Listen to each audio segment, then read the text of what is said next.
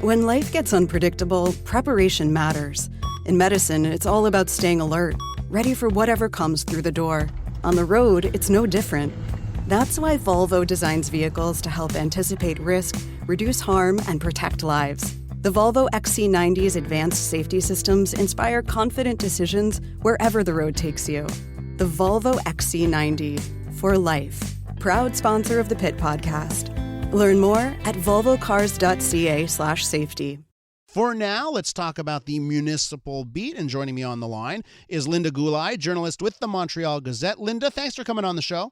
Oh, it's my pleasure. You've been doing such a great job covering the municipal beat this week. I want to talk to you about this story that you just published a day or so ago about Projet Montreal handing taxpayers the bill for private consultants. What's the story here? Well, all councillors in Quebec municipalities of 20,000 residents or more get what they call a research and support fund. It's to fund, but you get reimbursed through this fund. So it's to help them in their mandate. So they'll, buy a mobile phone, they can expense it to the city. They hire a researcher to look at bylaws in other municipalities on concerning, traffic violations or whatever. They'll expense that to the city. So these things, these funds have existed for a long time, especially in Montreal. I mean, I've been covering City Hall for 25 years, and it's always existed. Mm-hmm. What's new is when I looked at the expense claims from the last year or two, and I saw that Projet Montreal councillors in certain boroughs were expensing private consultants to work on municipal projects. So that's different. I've never seen that in 25 years. So they're hiring architects or urban planners to basically evaluate and plan projects that are actually going to be carried out by their boroughs. Mm-hmm. And, normally, especially in these boroughs where Projet Montreal has a majority, it'd be very easy for their councillors to mandate the civil service to carry out these independent studies. So, it raises a whole bunch of ethical questions about, having these studies done for basically a private client, the private client being the councillor, who then gets reimbursed by the city.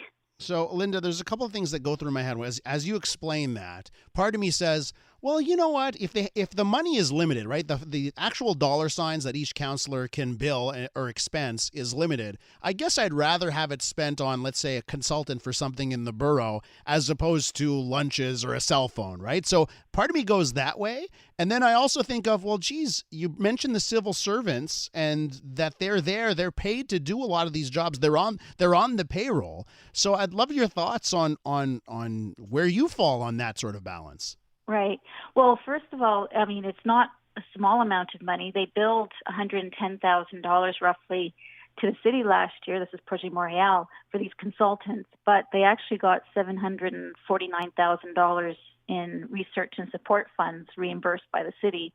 So it's however much they choose to bill the city. And as I said, I mean, it goes by the number of counselors and how much money there is in the pot, and it's divvied up by the number of counselors. Mm-hmm. So they did get $750,000 last year. It's just they billed for $110,000 worth of studies. But yeah, it's really the ethics, I guess, and the optics. So do you want your counselor who's very much in favor of something, let's say bike paths, that's a big topic. If they're giving the private mandate to their urban planner, let's say, so we don't know what mandate was given to the planner. We don't know what information was given to the planner, and we don't know what information was removed from their final report because it didn't jibe with their view of, this project. So, and then that is handed over to the civil service as, well, here we go. Our planner says it's a great idea. Go ahead, build it.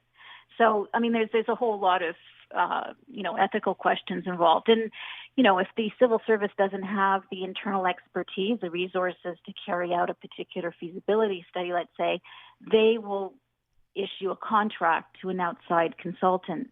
But again, this is all done arm's length from the political people. So the politicians are there to set the policy direction but it's for the civil service to carry out the feasibility studies and actually execute right according to those policy directions. So you want people who are professionals and who are independent, regardless of which administration is in power, which party's in power. You want them to make the decisions based on what's best for all Montrealers. We're with Linda Gyulai, a journalist at the Montreal Gazette. Linda, what about opposition councillors or councillors from other parties at City Hall? Are they also spending the money this way?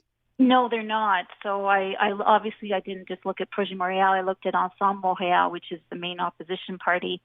They, it was the classic, what I've seen over the last 25 years, the classic expense is a lot of newspaper ads. So they take out a lot of ads with pictures of their councillors in the local community papers saying, Merry Christmas or Happy Hanukkah or whatever. Yeah. So a lot of that, some rent. They hired one consultant, and that was to do research on social housing policies in other cities to help the councillors in Ensemble Montréal formulate their policy position on Projet Montreal, the administration's new social housing program. So that's kind of what you call a classic use of the research and support fund. Linda, you mentioned some of the ethical issues, of course, with doing something like this and sort of transparency issues. Do we have any indication that some of these funds by Projet Montreal councillors do we know who the consultants are and if there's any links between the councillors and the consultants? Yeah, that's a great question. So, one of the consultants who got mandates in two different boroughs, from councillors of Projet Montreal in two different boroughs, is actually a Projet Montreal contributor. The contribution limit obviously is quite low these days, just after all our years of scandal, so it's about $100. But still, this shows that this consultant is a supporter of the party, which doesn't, it doesn't, not to impugn their integrity, but it just, they're close. Well, it is something to look at. That issue. Yeah, it is something to look at, Linda. By the way, Linda, great reporting. Linda Gyulai, by the way, worth the price of a subscription at the Montreal Gazette. Go check out her story on this at montrealgazette.com. Thanks so much, Linda. Thank you. Linda Gyulai from the Montreal Gazette.